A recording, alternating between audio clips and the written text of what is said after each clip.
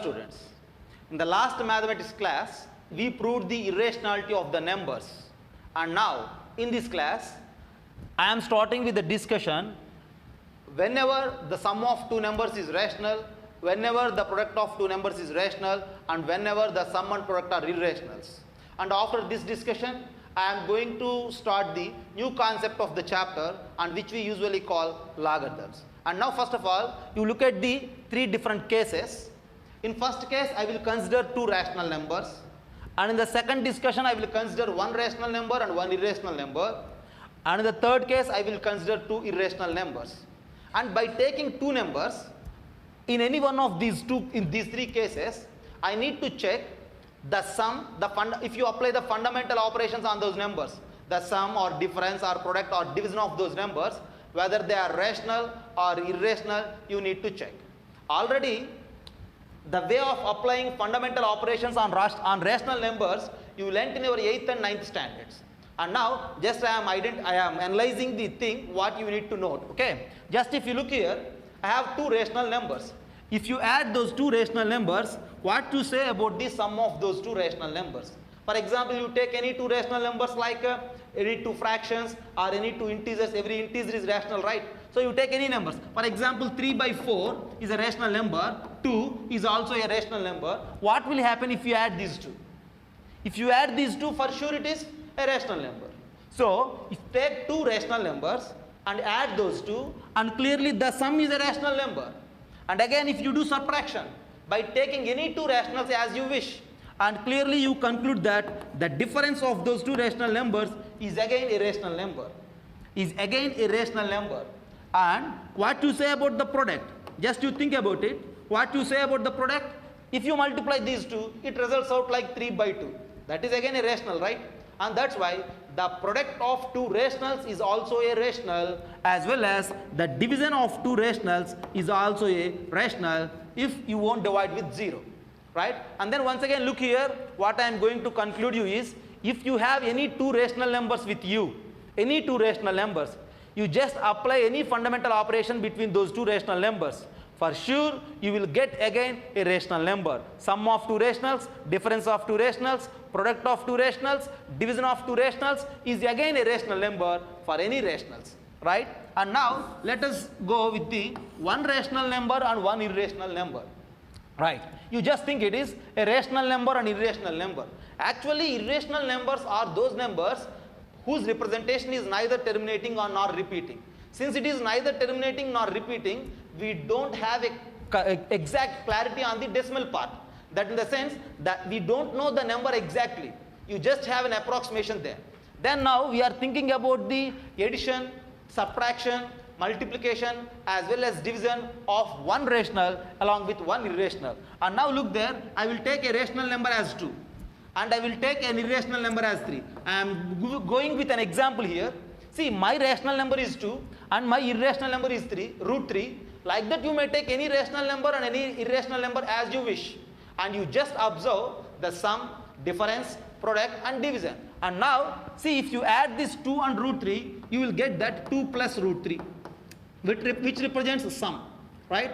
See, if one rational number and one irrational number, if you add 2, you get 2 plus root 3. And already in the last class we proved that the numbers of this form are irrationals. So 2 plus root 3 is irrational number. You just identify it. 2 plus root 3 is what? Irrational. Okay. And again if you subtract 2 minus root 3 also we can prove by using the same technique what we did in the last class. 2 minus root 3 is also irrational number. 2 into root 3 is also irrational. 2 by root 3 is also irrational.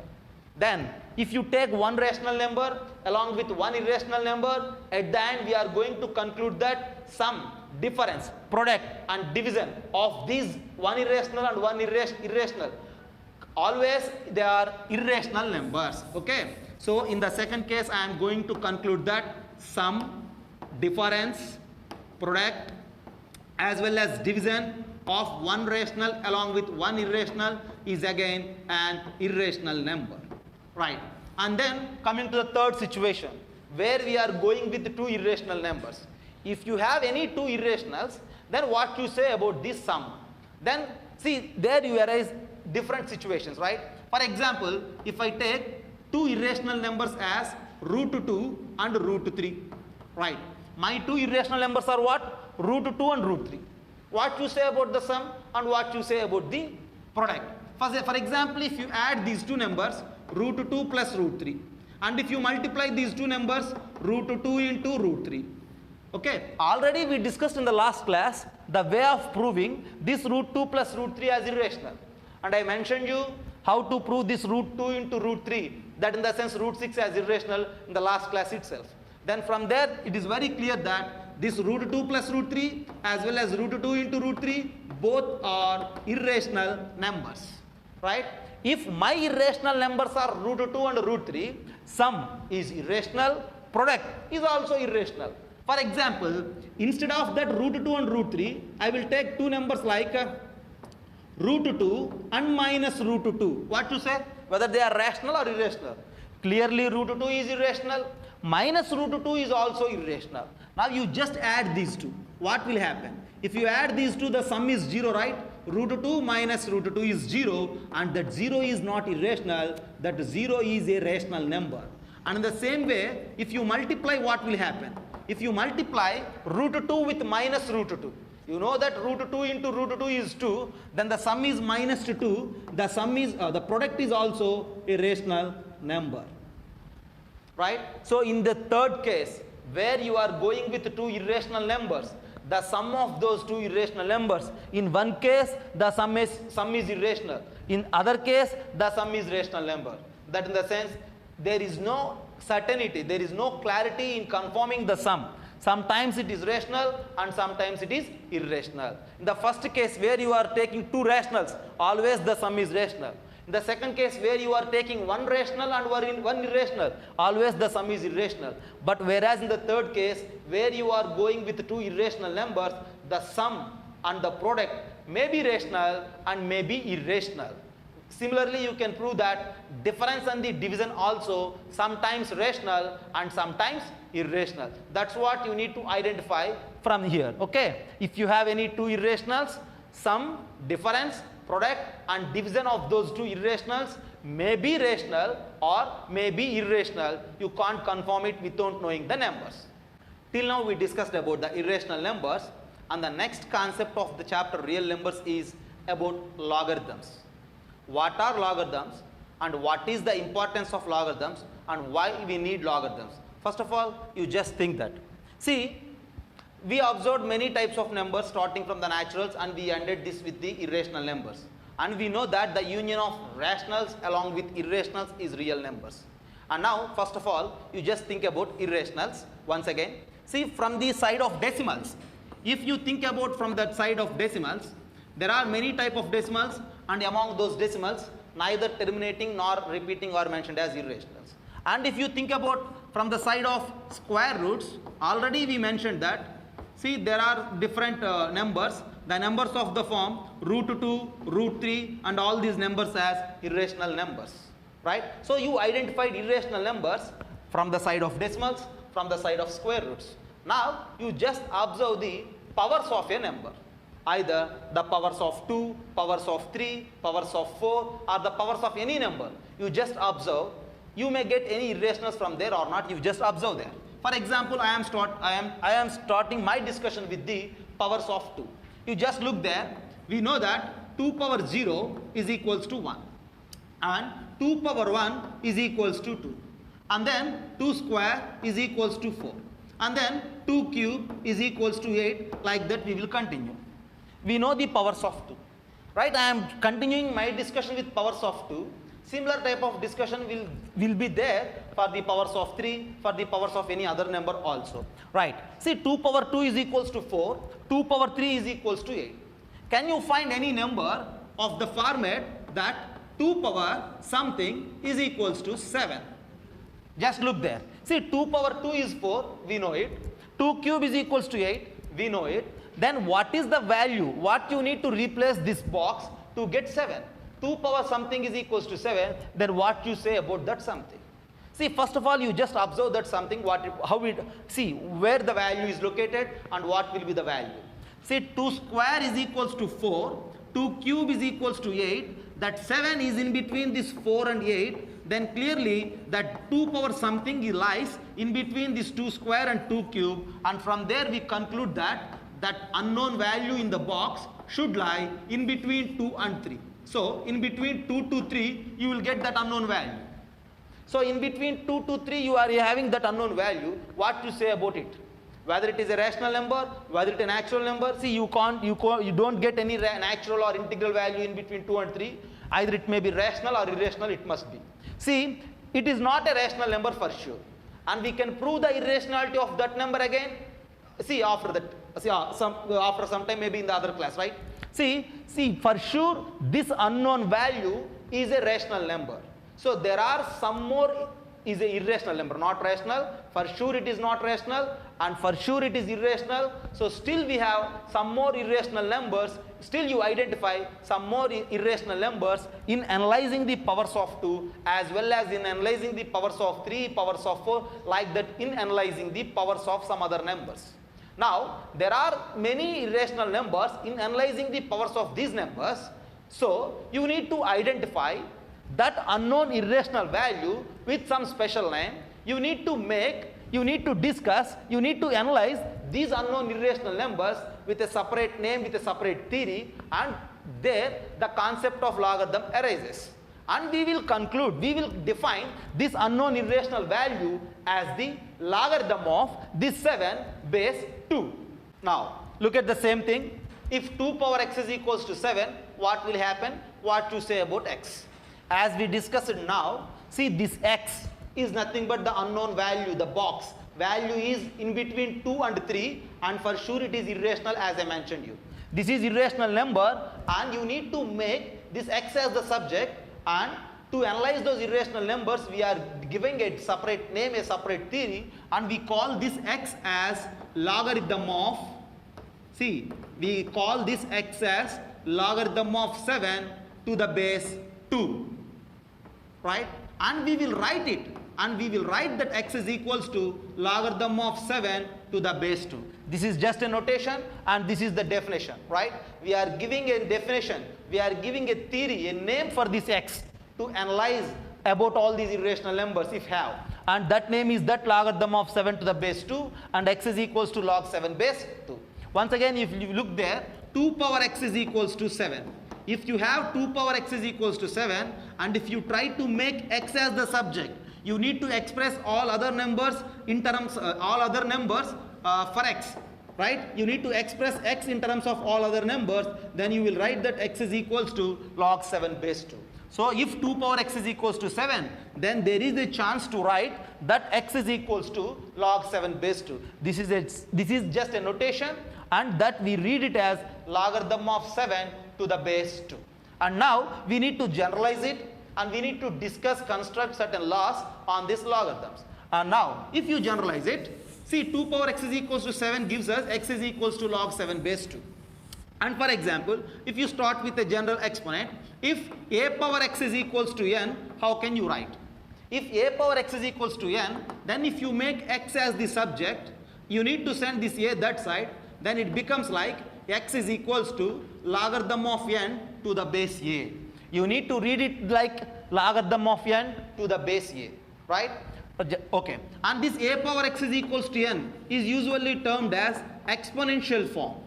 This a power x is equals to n is the exponential form, whereas this x is equals to logarithm of n to the base a is the logarithmic form. And this logarithmic form we get just by the exponential form. So to analyze the logarithms, to develop the laws of logarithms, to solve different problems on the logarithms, always you need to get the support of exponents, right? So this is the exponential form, this is the logarithmic form. You can express a logarithmic form into exponential form, and you can express an exponential form into logarithmic form just by following this particular notation. Just for example, see, if I have that 3 cube is equals to, or otherwise 3 power 4 is equals to 81. If 3 power 4 is equals to 81, what you say about its logarithmic form? See, 3 power 4 is equals to 81, and if you try to express it in logarithmic form, you need to send this 3 that side, and you need to write like that. So this 4 is the subject there, 4 is equals to, move this 3 that side, it becomes logarithm of 81 to the base 3. So this is the exponential form, and if you try to express this exponential form in logarithmic form, you will write that 4 is equals to logarithm of 81 base 3. So this is just a conversion, right? And for example, if you have any logarithmic form with you, and for suppose what I will say, logarithm of some p base q is equals to r. See, logarithm of p base q is equals to r, if this is the logarithmic form. Then how to convert it into exponential form? Then just to convert it into exponential form, you just move this q that side. See, to memorize I am identifying like that. If you send this q that side, it becomes like p is equals to q power r. So this is the way of converting exponential form into logarithmic form and converting logarithmic form into exponential form, right? And now, see, the conversion is completed, and afterwards you need to analyze the logarithmic form along with the exponential form. See, are there any restrictions on these variables involved here? See, a power x is equals to n gives us the logarithmic form that x is equals to logarithm of n to the base a. As I told you, to establish any statement, to give any restriction, to solve any problem in logarithms, always you need to get the support of exponents. If you are perfect at exponents, then that perfectness automatically gives you some strength to solve the problems in logarithms. Now you just look about this, a power x is equals to n if and only if x is equals to logarithm of n to the base a. Right. See, a power x is equals to n. You just concentrate, you just pay your attention on this base a. We know that in a power x is equals to n, a is the base, x is the power, and n is the value of the exponent. You just pay your attention on this a. Right. There are certain restrictions on this a. Among those, the first restriction is, right, I am mentioning all these things as restrictions, right? Restriction 1, here you need to confirm that a can't be negative. I am restricting that a to be positive. Why it should be positive? Why it can't be negative? That's what you need to discuss. See, if that a is negative, what will happen? Right? If base is negative in the sense less than 0, right? If base is less than 0, if a is a negative number, what will happen? See, to analyze that, start with a negative number. Take a negative number in the place of a. So for suppose, if I take a is equals to minus 2, right? A is a negative number. For suppose I will take that a is equals to minus 2 or minus 3 or minus of any number, no problem, okay? Right, minus 3. And if a is equals to minus 3, then think about a power x. A power x is nothing but what? Minus 3 power x. Right. And now you look at that x. See, depending on that x, sometimes this minus 3 power x exists in real numbers, and sometimes this minus 3 power x can't exist in real numbers. See, for suppose, if my x is equals to 2, then you will get that minus 3 power 2, and it results out 9, you know that, and we have that value in real numbers. Whereas, if x is equals to 1 by 2, what will happen? Right? X is any real number, okay? We can't restrict that x now. See, x is any value. If you take that x is equals to 2, it results out 9, a real number. If you take that x is equals to 1 by 2, it results out a non-real value. You don't have a square root for a negative numbers, right? So, if that base is negative, then sometimes a power x exists and sometimes a power x not exist. So, to make a well-defined definition, to prepare a well-defined definition for the logarithm, you need to avoid all those non-real values. To avoid all those non-real values, you need to restrict that a can't be negative. Since a can't be negative, what you have to say? A must be positive. Because if a is negative, there is some contradictory statements we are arriving. That's why we will conclude that the base can't be negative, and from there we need to conclude that a should be positive, and this is the first restriction on the definition. Right, the first restriction is completed. Then coming to the restriction 2, we are making certain restrictions on the definition just to avoid the confusion among the students, among the people, right? Then restriction 2. What will happen if base is equals to 1? That in the sense a is equals to 1. If a is equals to 1, what will happen? Then look there, if a is equals to 1, right, 1 power 6 is equals to 1, right? 1 power 6 is equals to 1. Obviously right from the exponents, and 1 power 100 is equals to 1, right? That is also correct. 1 power any number is 1, right? And now since 1 power 6 is equals to 1, then by using this conversion from exponential form to the logarithmic form, this 1 power 6 is equals to 1 can be expressed like by sending this 1 that side, you will get that 6 is equals to logarithm of 1 base 1. And if you convert this 1 power 100 is equals to 1 into the logarithmic form, then you will get that what? 100 is equals to logarithm of 1 to the base 1. If base is equals to 1, if a is equals to 1, you are taking the base as 1 and x may be any number. See, a power x, right? A is equals to 1, a power x is equals to 1 power x. You may take any value in the place of x. If that x is 6, 6 is equals to log 1 to the base 1. If that x is equals to 100, 100 is equals to log 1 to the base 1. See, log 1 to the base 1 is same number, right? Since it is the same number, you need to conclude that 6 is equals to 100. Is it right? 6 is equals to 100 is a wrong statement, okay? It's a contradiction. Why we are arriving to this contradiction? Just by taking that base is equals to 1. Then to avoid these type of contradictions, these type of confusions, again you need to restrict that a can't be 1. Since a can't be 1, a not equals to 1, you need to conclude to make a well-defined definition of the logarithm. So, we have a notation basically converting exponential form to logarithmic form and logarithmic form to exponential form like this. If a power x is equals to n and x is equals to logarithm of n to the base a. And to make this definition a well-defined one, a perfect definition, you need to restrict the values of this base a to avoid the confusions, to avoid contradictions. Then those restrictions are, the first restriction is that a must be positive, and the second restriction is that a can't be 1. These are the basic two restrictions, and now you just think about the other variables. What you say about x and what you say about n. X may be any real value. We have a free chance to take any value in the place of x. X is any real value. And now think about it. This base is a positive number and this power is a real number. Positive number to the power any real value always gives us positive. Positive number to the power real value can't gives us a negative value. So automatically, without our involvement, automatically you will get that n also as a positive number. Just by restricting the a by positive not equals to 1, you will get that n also a positive number, because always positive number to the power real is positive.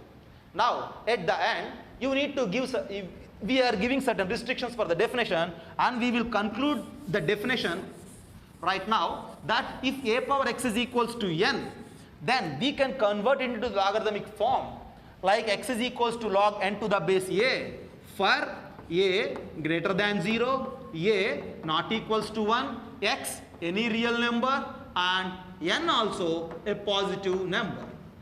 Look there. See, this is the basic definition of the logarithm.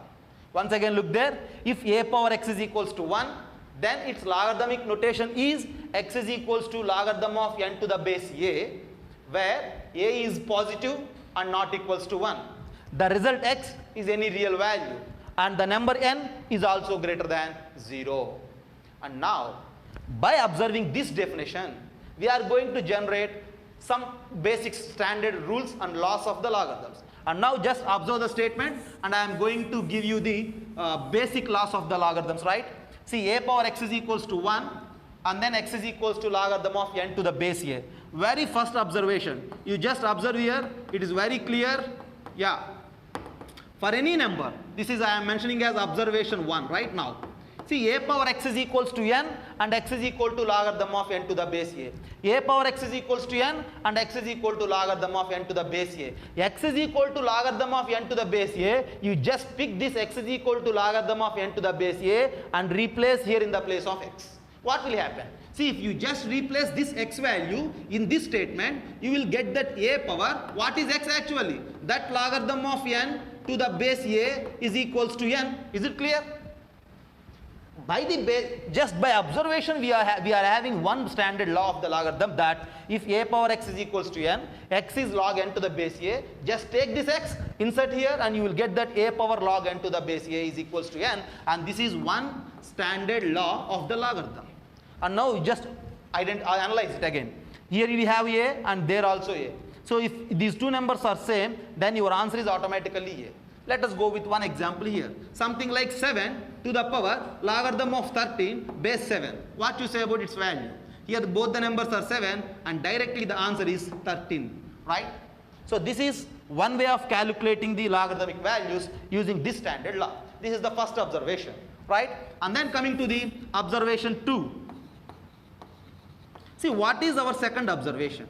See, in the second observation, what I am going to give you is, first suppose what you say about 2 power 1. See, 2 power 1 is equals to 2, is it right? And what you say about 3 power 1? 3 power 1 is equals to 3. And in the same way, if you continue any number, for suppose if you take A power 1 is equals to A, is it right? See, since 2 power n is equals to 2, if you convert it into the logarithmic form, you just send this to that side. As I mentioned you in the previous case, see, if you send that 1 that side, it will become that 1 is equals to logarithm of 2 base 2. If you move that to that side, by converting it to logarithmic form, 1 is equals to logarithm of 2 base 2. Whereas in the second case, 3 power 1 is equals to 3. And then now if you send that 3 that side, you will get that 1 is equals to logarithm of 3 to the base 3. And in the last case, a general one, A power 1 is equals to A. Again, if you send that A that side, you will get that 1 is equals to logarithm of A to the base A. Here A may be any number as per the restrictions of the definition. So, logarithm of 2 to the base 2 is 1. Logarithm of 3 to the base 3 is 1. Logarithm of A to the base A is 1. That in the sense logarithm of any number to the same base always gives us 1, and you just memorize it as a basic law of logarithm, and this is again by the observation of the definition, and we are taking it as second observation, and we need to memorize it like logarithm of A to the base A is equals to 1. Let us go with an example. For example, you take any number in the place of A. For example, what you say the value of logarithm of 2020 base 2020. Same number we are taking for the power and the base, and it results out as 1. And this is the way of calculating logarithmic values using these basic standard laws, right? And this is the second observation. And now moving to the observation 3. So while we are going to observe the third one from the basic definition again, see what you say about some 3 power 0. See, 3 power 0 is equals to 1, right? 4 power 0 is equals to 1, right? 5 power 0, any number to the power 0 is always 1, right? So if you generalize it, A power 0 is equals to 1. See, A may be any number as per the restriction of the definition. And now, since 3 power 0 is equals to 1, you just again try to convert it into logarithmic form. Because it is in exponential form, write its logarithmic form. This A power 0 is equals to 1 is the exponential form, write its logarithmic form by sending this base to that side. See, if you move this 3 that side, then it becomes that 0 is equals to logarithm of 1 to the base 3. And now if you send this A that side, you will get that 0 is equals to logarithm of 1 to the base A. Here A may be any number as I told you. So at the end we conclude that logarithm of 1 to the base any number always gives us 0. And the previous one is logarithm of any number to the base any number is 1. And this observation is that logarithm of 1 to the base A is equals to 0. Logarithm of 1 to the base any number, no problem here, okay? Logarithm of 1 base 347. What you say its value? Irrespective of this base, since it is logarithm of 1, its value is 0, right? And this is the third observation, right? And whereas if you go with some more observations, see, if you think about A power x is equals to n, at any time you may get n is equals to 0, you just think that, observation 3 I am giving you here. Observation 4, okay? Third observation is completed. And now A power x is equals to n is the exponential form. You just think that if you replace n is equals to 0, if A power x is equals to n, its logarithmic form is x is equal to logarithm of n to the base A. If x is equals to 0, see, if n is equals to 0, what will happen? A to the power of x is equals to 0. You just think from the side of exponents, any number power any other number. Since A is positive, already we know that a positive number to the power any real number can't give us 0. That in the sense n can't be negative. Already we restricted from the definition that n should be positive. That in the sense n greater than 0. So n can't be negative. Since n is not negative, n is not 0 here, Yeah, if n is 0, then there is no chance to get x for any value of a. So n is not equals to 0. From there it is very clear that logarithm of 0 base a is not exist there. Okay, so logarithm of 0 base a is not exist. And another discussion is, as I told you here, logarithm of a to the base a is equals to 1. Then some of you may get confused that what is logarithm of 1 to the base 1. See, already in the definition itself, as I discussed in the previous case, the restrictions regarding a, that a is positive and a not equals to 1. If you take a is equals to 1, the base becoming 1. But we have a restriction on that a can't be 1. So in that case, we will conclude that this logarithm of 1 base 1 also a not exist value. So at the end, by the definition of the logarithm, we have 3 basic standard laws, and this observation gives us 2 not existed values, and logarithm of 0 to the base a and logarithm of 1 to the base 1. Let us look at slide 1 on your screens, which explains you the definition of logarithm as well as the basic laws of logarithms which you observe from the definition. What we discussed on the board, now you have on the screens. Just observe them, make a note and practice thoroughly. Now look at the second slide on your screens, and this slide shows few problems related to the logarithms by the definition and by the conversion from exponential form to the logarithmic form. You need to practice these problems. Thank you.